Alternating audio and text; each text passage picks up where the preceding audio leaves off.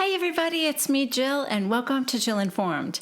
This is the recap of The Real Housewives of New Jersey, Season 11, Episode 4, Redo and Rewind. All right, we are waking up to another beautiful sunny morning at Lake George. Lexi has gone off to run errands for Margaret. No, she did go into town to get breakfast for the ladies because, of course, we're having another meal. I mean, really, what else are they going to do there, right? We see all the ladies as they're waking up, and Dolores is on the phone with David. She tells us that they don't really talk it out when they get into a fight. They just kind of go their separate ways and defrost and then come back together. In her confessional, she says, we can do that because we're not married and we don't live together. But when they're hanging up, you guys, she says, love you, and he just says, okay, bye. I don't like that. Don't leave a love you hanging. He's going off to call someone. I think, is it her daughter? She said someone had a stomach ache and would you please call them? So, he's a nice guy. Maybe actions speak louder than words, Maybe it's more important that he's good to her family and stuff. But wouldn't I love you too kill you as you're hanging up? Come on, man. Margaret calls Joe B. He was just telling her about how all the guys got together the night before, but Evan didn't go. Side note, guys, weren't you waiting for him to say, I told the guys that I overheard the rumor when you and your friends were talking about it? I kept waiting for that because I thought, oh my God, Margaret will have his head. But he didn't say that, and everything ended fine with them. The ladies are sitting at the table outside on the deck in the backyard, and Teresa's on her phone, I guess, scrolling through Instagram, and she sees this picture of Tony. Remember the pool guy that put her pool in the backyard? He was took a picture at the gym with his shirt off, and he's all muscled up and stuff. So then she calls him on the phone, and they're all flirty together. Melissa's like, you want the pool boy. But Teresa swears they're just friends. They've known each other their whole life. And then she goes, oh, I just thought of something. Adriana called him the mommy stealer. And then everybody laughs. So after she hangs up with Tony, Margaret said, the boys all got together last night. Teresa, did Evan go? And Margaret said, no, he didn't go. Teresa says, I've been thinking about Jackie. Of course, you are obsessed with her. And I'm just more madder now. I'm never gonna apologize to her. We cut to Jennifer's confession cam where Jennifer said, Teresa has this thing. She never wants to talk about something, but then all of a sudden she'll go, oh wait, now I know why I'm mad. Back at the table, Teresa goes on to say, she wants me to call her husband? Her husband's probably f***ing at the gym. Quick shot of Dolores' reaction. Dolores' face looks like mine did when I first heard this. So Teresa goes, I don't want to disturb him at the gym if he's, f***ing somebody. Okay. So now Teresa doesn't want to disturb him with the phone ringing in the middle of screwing somebody at the gym. She's thoughtful. So now they decide to go down to the lake. They all go in the house to change into their bathing suits and stuff. But as Jennifer's walking in, Dolores said, Jennifer. And she pulls her aside and she goes, when are you going to talk to Melissa about what Michelle, the realtor, said? Jennifer just said, I don't know. I guess when the opportunity presents itself. She's worried because, again, she says, Melissa and I are getting along right now, and I just want to be really careful about how I go about telling her. Okay, so like I said, they all go to their rooms to put on their bathing suits and their cover-ups.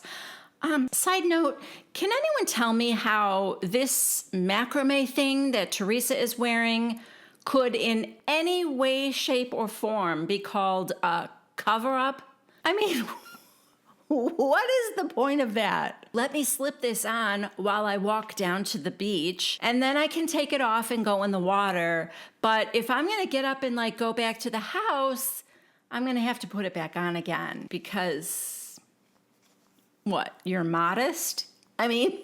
What? I don't know, but side note, Teresa is one of the few, and I don't even know how this happened, housewives that I follow on Instagram. She is somewhere right now with her new boyfriend, like somewhere tropical or something, because there's all these bathing suit and beach pictures, and she has a ton of these different, like, I don't know, ropey kind of macrame-ish cover-ups. And she did tag the designer of them. I can't remember who it was. I don't think it was anybody I recognized. I don't know. Maybe it's a friend of hers. But yeah, she's really into these. I don't know, man. That is an open weave. Okay? All right. So they're down at the beach. Well, I keep calling it a beach. I don't think there's any sand. I think it's just, you know, they're on the edge of the lake. So maybe there's a dock or something. Whatever. There's some lounge chairs down there. Half of them are just relaxing. The other half have gotten in like kayaks, and Melissa's floating on a big swan, and they're just kind of hanging out in the water. After like 2 minutes, they get out of the water. Now all the ladies are sitting in chairs, and they're talking about Teresa and the pool boy. They're teasing her about him. And they're asking her, like, why won't you kind of get with him? And she goes, that's what I did with Joe. It's somebody I knew my whole life. I want to get it right next time. And then Dolores says, yeah, I mean, Teresa needs to move outside of their tiny circle of friends that they grew up with, which I get. Then Teresa, you know, looks up to the heavens and asks her parents to help find her a good man. And maybe even Dolores too, because I don't know what David's doing. Side note, Dolores looks like she's wearing a child's bathing suit top. Like maybe she forgot to bring a bathing suit and somebody's 6-year-old niece had left an extra one there at the house. I don't know. All I'm saying is that top, not big enough for the girls. So now the ladies head up to the house for lunch. Oh, they just ate breakfast, but I love this so much. Now Jennifer calls Melissa back as the others are walking up to the house, and she goes, I'll be there in a minute. Melissa, you stay here with me.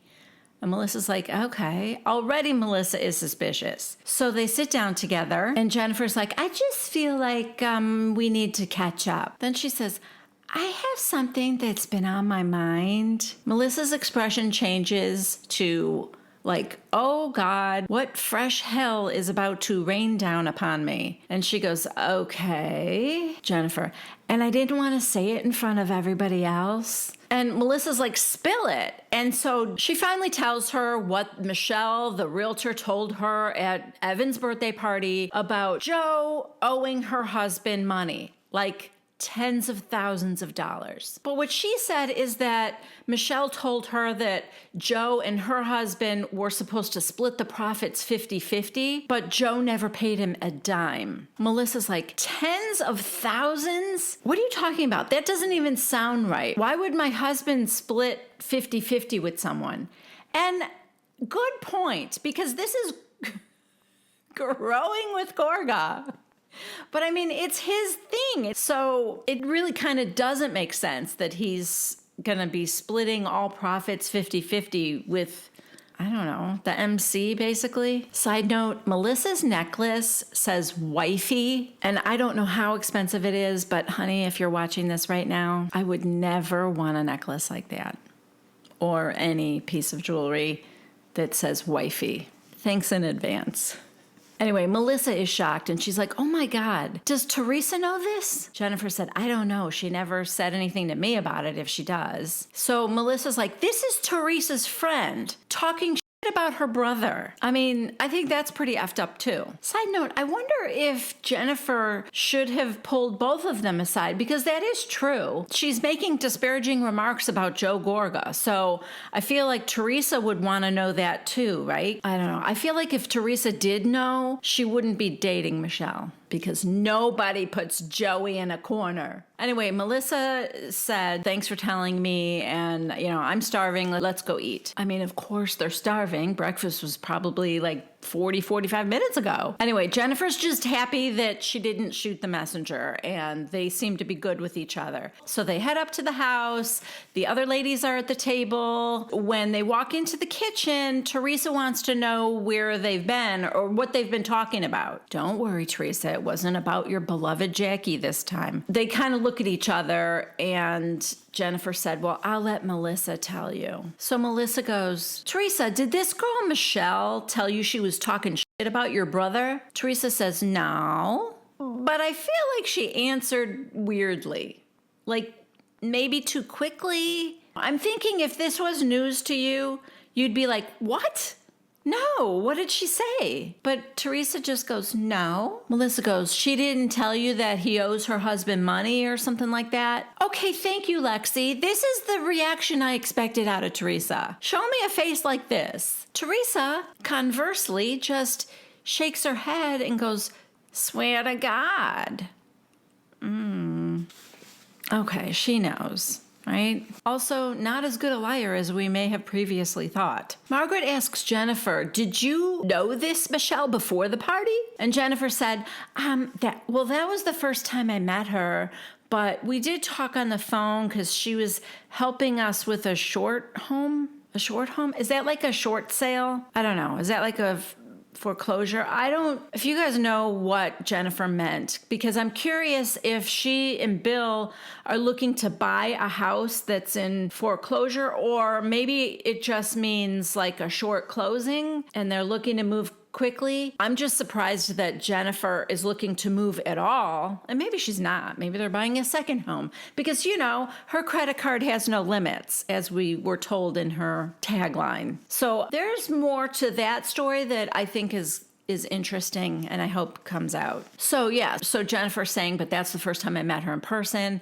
And then Melissa said, Joe and I said hello to her at the party, and she never said a word to us. She could have said, hey, my husband's trying to reach out to you, so can you give him a call back? Nothing. Teresa, yeah, she should have done that. So Melissa goes, doesn't it annoy you that she's a friend of yours, but she's talking crap about your brother? Teresa, it doesn't annoy me. I mean, guys do we don't know about all the time. I don't know about my brother's dealings. I really don't. Oh my God. The only reason I give Teresa this much of a pass is because she still wants all of us to believe that she didn't know anything about her own husband's dealings. I mean, it would be consistent, I guess. She got blindsided, so she just thinks that, well, I've learned not to ask any questions about the men in our family's dealings.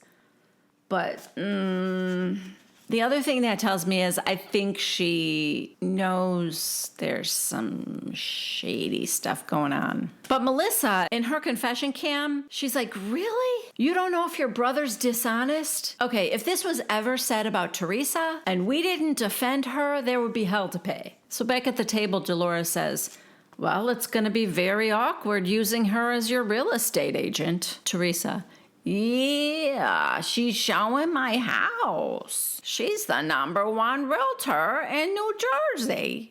And Melissa goes, so you're still willing to work with this girl? Teresa, well, I'm seeing her Wednesday, so we'll see. Go call my brother and see what he says. So Melissa goes, all right, I am. So she gets up from the table and she goes in the other room and calls Joe. And now I believe Michelle.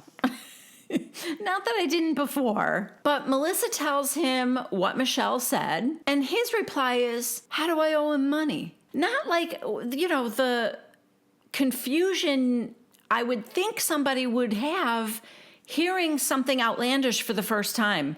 And against you, playing devil's advocate, one, the show is at least scripted to some extent, if not heavily scripted.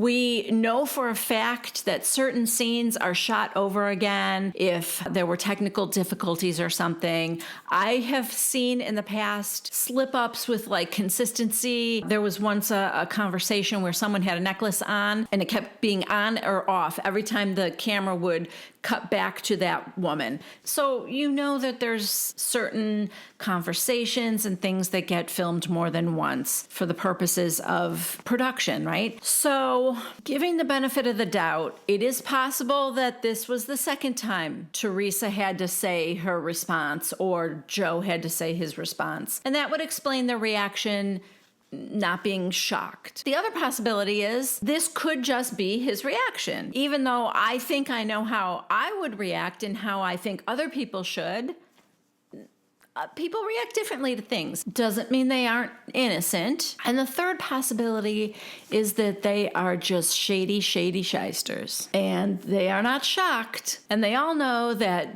Joe owes this guy money, but Melissa is the only one of the three of them with any acting chops. Because Melissa actually does seem believably shocked and wanting to get to the bottom of this. Or maybe Joe's keeping it from her. Who knows? So the way Joe explains it is, he says, we had no deal. Basically, one of our friends hooked us up and got like 10 people to come to the event and take registrations. And then after that, the friend gave him a bill for that. Joe says he paid him. Done. Months later, John, this Michelle's husband, asked him how much profit he made from that event. And I guess Joe told him, I don't know, but Joe said, I think at that time, maybe he saw that I was successful and thought, well, what can I get out of that? And Melissa said, but you never had any agreement with him? And Joe said, never. You know I'm not that guy. So Melissa goes back out to the table and tells Teresa that Joe said he doesn't owe her husband $1. And she's like, Teresa, you always bring these kooks around. Teresa, well, she was nice to me. Isn't that exactly what her mantra was all last season with Danielle? I'm not gonna not be friends with her because she's nice to me. She accuses my brother of owing her husband tens of thousands of dollars, but she's nice to me. All right. Melissa goes, what are you talking about? She's talking about your brother. Teresa, well, she didn't say it to me. Oh, God. We cut to Melissa's confessional, and she said, when it comes to defending her brother, there's always been a double standard. Just a few weeks ago, Joe Giudice was trashing Joe in the press, and Teresa did nothing. Okay, then we get to see it. We see this little blurb, and Joe is accusing him of being a liar and also saying disparaging things about his marriage with Melissa and that he knows things. You know, like maybe Joe was doing stuff at the gym. Anyway, then the thing that kills me is he ends by saying Joe Gorga's not taking care of Teresa and the girls at all, isn't helping them out or something. How, Joe Giudice, do you have the nerve to accuse somebody else of not taking care of your wife and your daughters? If you want them taken care of, then support them yourself. I don't know. It just bugs me. I don't understand this sanctimonious attitude out of a guy who just got deported after 4 years in jail. How the hell are you on a high horse? Jeez. Sounds to me like someone who doesn't take responsibility for the messes he makes. So Melissa says to Teresa, you know, it's a little disrespectful to you that she's talking about your only living family member. Okay, I thought Teresa was going to go off because, you know, no just passed recently. And Teresa comes from a very close family. So I just thought that was a little harsh for Melissa to say that. Also inaccurate. She also has 4 daughters and, you know, Kathy and Rosie. That's 6 family members that I know of other than her brother. I'm sure there's more. By the way, the other ladies are just sitting back and enjoying the show. Teresa goes, Melissa, I'll take care of it on Wednesday, okay? And Jennifer goes, yeah, get to the bottom of it. Teresa goes, no, I know, but she is a pretty fucking great real estate broker. Just saying. Oh my God. Melissa gives her this look like, are you kidding me now? I mean, then she just kind of shrugs like, All right, so now the ladies are back down at the beach or whatever. Like I said, I don't know if they're staying there, but they're back down there after lunch. They're just hanging out. Some are in the water. Others are, snacking until dinner. I promise you I'm only teasing them because I get such a kick out of it. I've never seen housewives eat like this. And also, please don't put this in the comments. I understand that more time has elapsed than they are showing us on the show. I just think it's funny. Oh my God. I swear to you, Margaret just said, I just got a text. The chef is going to be here in a minute, so I'm going up to the house. I love it so much. They all go back up to the house to get ready for dinner. I am not making this up. Now we are in Tenafly checking in with Jackie. Which one is that now? I mean, honestly, you lose a lot of screen time when you skip a girls' trip. Anyway, her kids are playing outside and her mom and her brother arrive.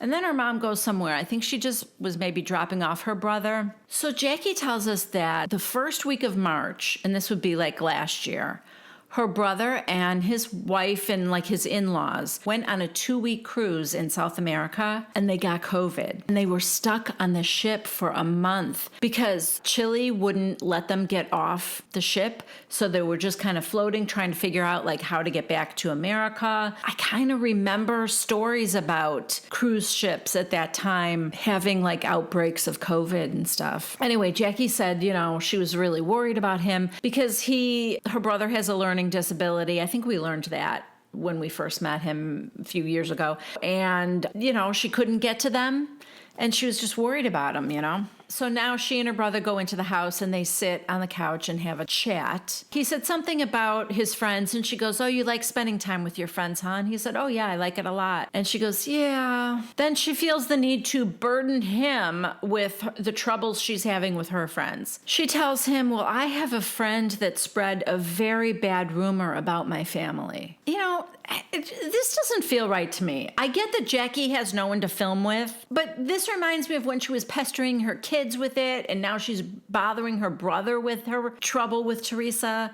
Just don't do that. Leave them alone. Leave your brother alone. I love this. Her brother goes, I hate when people bother me too, but then I get over it. He's like, then I brush it off and I get over it. And she goes, well, I don't know if I'm as good a person as you are. Yeah, well, you probably aren't.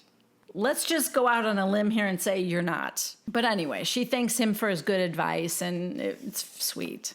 Back at the lake house, all the ladies are getting ready and getting gussied up for dinner. It's going to be out on the lawn outside and people are making it all pretty and candles and little lights in the trees. So they all sit down at the table. It's beautiful, and they toast to having a great girls' weekend. And Margaret tells everyone that she got a book deal. She said the first chapter is called Raised by Wolves because, I have to talk about my youth a little bit. So it's a memoir mostly. Then it talks a lot about her business life and how she became a successful entrepreneur. And she tells them that, a lot of crazy stuff happened to her when she was younger, like with men. Everyone felt very pressured to sleep with their boss. So, this takes a dark turn, but it's certainly not a story that isn't familiar to many of us. She says she was 22 and her first boss was very attractive,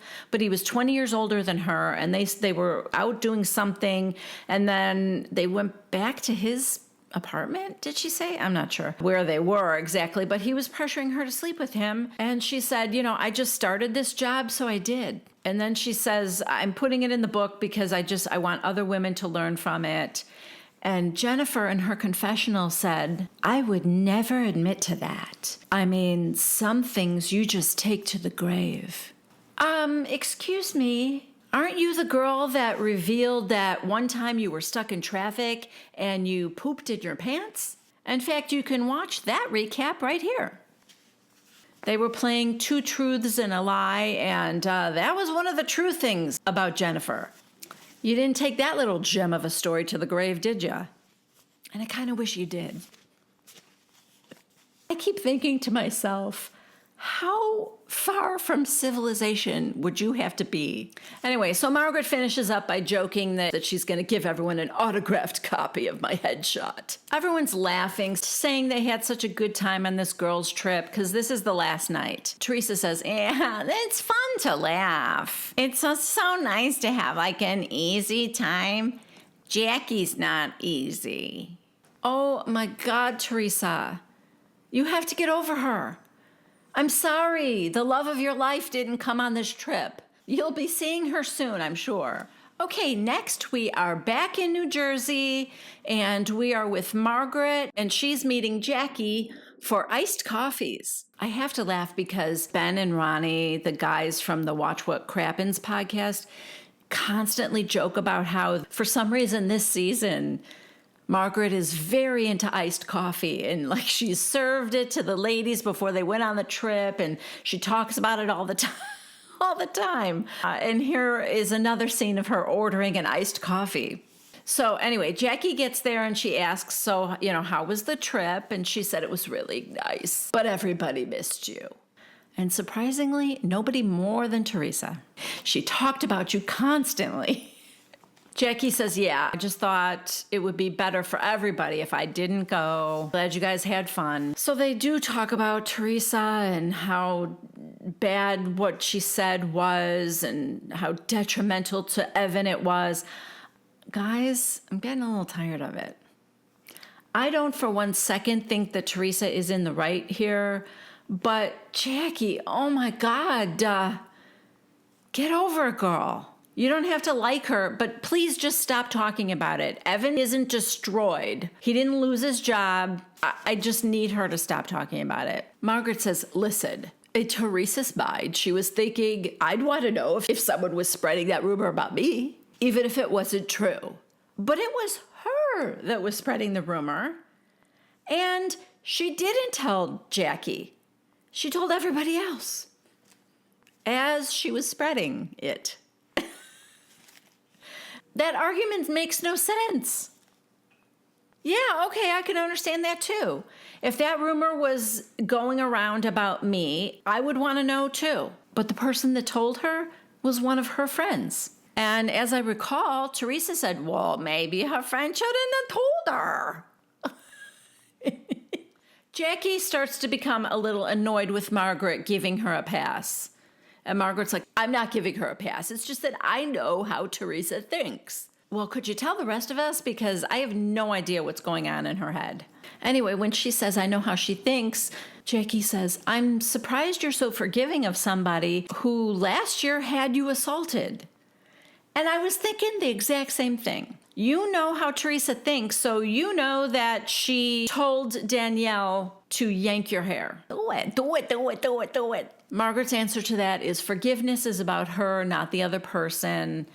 And Jackie's like, oh, come on, Margaret. You're smarter than that. Do you forgive Danielle? Margaret goes, I'm over it.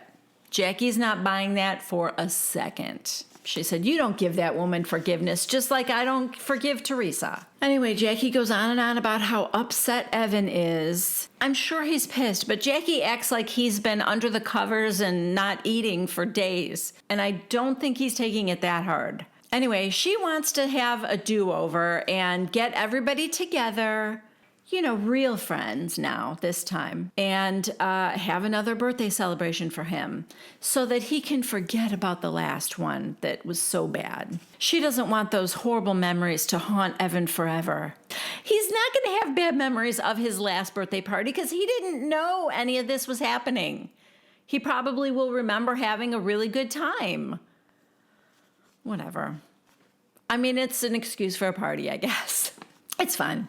In this next scene, we're at Teresa's house, and Michelle and her team have come over to, I guess, kind of stage it and take pictures to get it ready to sell. Side note, guys, for some strange reason, I like Michelle's hair. I know. It might be appealing to my OCD because I love how those pins are like perfectly aligned and straight down the side here. I don't know. I know I made fun of Dorit for pretty much the same thing, but Maybe I'm just getting used to it. Oh, side note number 2, I will not miss those ugly front doors of Teresa's with those giant brass, I don't know what they are, wings? What are those? I hated them since I first saw them. With my luck, she'll put them on her new house probably. So as Michelle is going room by room with the photographer and the stager, she's saying, okay, so the counter here, I want this completely bare. There should be nothing personal, photos, nothing religious. And then she moves on to the next room. But as she's in each room, Bravo is showing us flashbacks. Like when they're in the foyer, you see the girls when they were little kind of sliding down the banister, and then they're in the room in the basement and we see Nono. That was like his favorite place to be, and it was so touching. Like it was really very emotional. Well, for me anyway, not Teresa, because Teresa just can't wait to tell Michelle, let's go outside and have a chat. Oh my God, it also just occurred to me, that pool was just built and they're moving. Remember when she was building it and Joe questioned whether she could afford it, and she kind of got mad and she was like, it's my money and yes, I can and all that. I wonder, I'm not sure exactly why she's moving out of that big house. Do you guys know? I wonder if she has to like sell it and split the profit with Joe Giudice. I don't know. If he was taking care of his family, he would leave her and the kids in there until the kids were all in college. Ooh, did one of you guys tell me that she was moving in with that new guy? Or am I making that up right now? I think you did. Oh, that's interesting. Wait, she didn't know him at this time though, did she? Okay, never mind. Moving on. To Teresa's credit, she really kind of comes right out and says, why did you tell Jennifer that my brother owed your husband money? Why didn't you tell me or my brother? Why would you tell her? And Michelle said, well, Jennifer asked me about them. Oh, now the plot thickens, because that is not an aspect of the story we heard. We didn't see it in the flashback before, but we do now. It's actually not that damaging to Jennifer. What she says is, so who else have you met here? And she said that she met Melissa and Joe. And Jennifer said, how was Melissa to you? So, that's because Jennifer and Melissa were not talking at the time. And it's a little bit of a shady question, but it's not the worst thing in the world. Anyway, basically Michelle said, and the other reason I didn't talk to you about it is because, that's something for Joe and John to work out themselves, and it doesn't affect you and me at all. It has nothing to do with us. Yeah, of course, because you want this sale. Teresa goes, okay, I understand, but I'm not going to list my house with you until he clears it up with my brother. Like, that'll make me more comfortable. And Michelle said, no, I agree. I think they should talk. So I wonder if we're going to see that. Probably. That's going to be probably coming up. Should be interesting. But also, I thought the way Teresa handled that was pretty good. And I don't think Melissa will have a problem with that. With her saying, your husband needs to clear this up with my brother before I list my house with you. Next, we have everybody getting ready for Evan's party, part 2. Except Teresa. We don't see her at all. But we check in with each of the ladies and as they're getting ready. And I hope you guys are sitting down because I have some shocking news. David is not going. Frank is going to go in his place. I know. We've never seen this happen before, but David's busy, I guess. Frank said, no, I don't mind going with you, Dolores. You get someone to go with you, and then you don't even have to have sex with me. I'm like your gay husband. So they have another big laugh about that. She calls him her husband. Hey, quick question. Why doesn't Frank have a girlfriend? Or does he? I'm very confused about why he is available all the time to go all these places with Dolores. And also, why is he always hanging out in her dressing room while she's getting ready to go to these events? If I were his girlfriend, I don't think I would like that. But he either doesn't have one or he has one that understands that's how he gets on the show and maybe gets paid more. Over at Jennifer's house, Bill calls at the last minute and he can't go either. He says he has emergency surgery and he's on his way to the hospital now. I suspect it's because the party is starting before sundown, but he's going with the surgery story. Oh, it's an emergency. I need a tummy tuck. I'm kidding. I get it. I know that there can be emergencies that arise from even plastic surgery, so it's just a joke. At Margaret's house, she's talking to Joe B, and she's worried that if anybody defends Teresa, even slightly, I think Jackie's just gonna freak out. At Melissa and Joe's, Joe Gorga says he wants to support Evan and Jackie, but he will not tolerate it if they bash his sister. He does not like the Gia comment at all. Jennifer tells Bill that she was hoping he would be there with her because she's worried. She said, Teresa has been a real friend to me. Really? Okay. I don't see Teresa as being a real friend to anybody, but okay. And then she said that she and Jackie have had a very tumultuous relationship. So whether Teresa is right or wrong, Jennifer is going to defend her. And I feel like that's not going to be good. Back at Jackie's house, she tells Evan that she wants the redo of his birthday party so that our real friends can defend you. If not, there's no reason for me to even be here. Yeah, I mean, I think that's kind of what we're all wondering now, Jackie.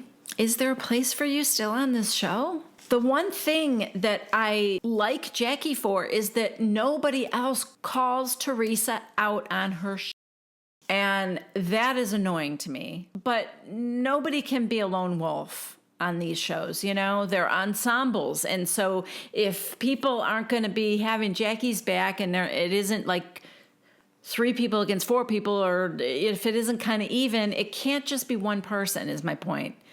If it isn't more even, that one person gets pushed out. That just seems to be the way it happens. Okay, so the party is at another outdoor restaurant, and after Jackie and Evan get there, Melissa and Joe are the next to arrive. So when it's just the 4 of them, Jackie actually apologizes to them for the analogy about Gia, which I didn't think she was going to do, but I like it. I think that was a good move for her to apologize to Melissa and Joe because Gia is their niece. I think it diffused Joe Gorga a little bit if he was going there with a little bit of like tension, you know. They seem to accept her apology anyway. Again, Jackie, and I hate this, talked about, you know, Evan has a career in high finance and how damaging this is to his reputation to have this rumor out there. Yes, we know Evan is very important. He does say that the reason he's pissed is because every rumor, no matter how crazy, you'll have 20% of the people believing it, no matter what. And Jackie's like, you know, listen, I know this is your sister and your sister-in-law. And Joe said, no, I get it. But, you know, she might have heard it from some crazy place. And I genuinely think she was looking out for you guys. Evan goes, that's one of the dumbest things I ever heard in my life. And then they all started laughing. I think Joe was kind of like, yeah, well, I had to give it a try. So now Margaret and Joe, Jennifer, Frank, and Dolores arrive. It's a little bit awkward, but nobody's making any missteps with Jackie until Jennifer kind of defends Teresa. Now they're sitting at 2 tables. The guys are at one and the women are at the other. And Jennifer's saying, Teresa's not a malicious person. She's not. And then she's doing and she was drinking. And yeah, now we're going to throw every excuse at the wall and see what sticks. I can tell Jackie's getting a little angry, but Margaret, like right away, is like, okay, let's talk about something else, okay? At the guys' table, they're all telling Evan that they've got his back no matter what, whether that story is true or not. Joe Benigno said, yeah, I'd be your alibi. And they're laughing, and it's a little disgusting. Joe Gorga tells Evan that they really wanted him to come to poker night. And he said, yeah, we were thinking you were going to bring the girls. There's a minute where you're not sure what Evan's going to do, but he laughs, and they all laugh. And it's just a big bowl of misogynistic fun over there at the guys' table. Oh, Jackie over at the girls' table says, I don't want to cause problems with anything with Teresa. Margaret said, could you be in the same room with her? And Jackie said, yes, I just wouldn't acknowledge her, but as long as the story is dead, I don't care. She said, I can see Evan is smiling and laughing, and he feels supported. That's all I care about. So now she stands up to make a toast again, which is so weird because they're not like in a private area.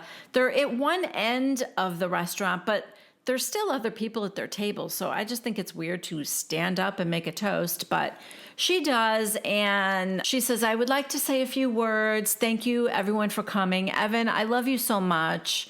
And he said, I love you too. And she goes, and this is to all the women he f***ed at the gym.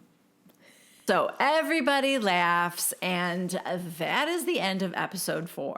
All right, so we have a couple of potential situations coming up, right? Because at some point, I feel like Joe is going to have a conversation with Michelle's husband, John. So that could be a juicy scene.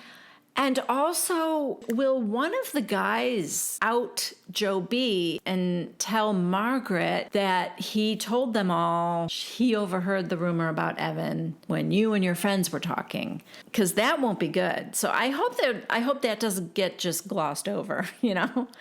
All right, that's it for me. Thank you guys so very much for joining me. You make it fun. I'm so happy to be here. Please give this video a thumbs up if you liked it. That lets me know I'm doing a good job. Please subscribe to my channel if you haven't already. That lets YouTube know I'm doing a good job, and it really does help my channel. And as always, leave a comment. I love to hear from you guys. I hope you guys know how much I appreciate when you tell me that I made your day or that you laughed. It's like that means the world to me.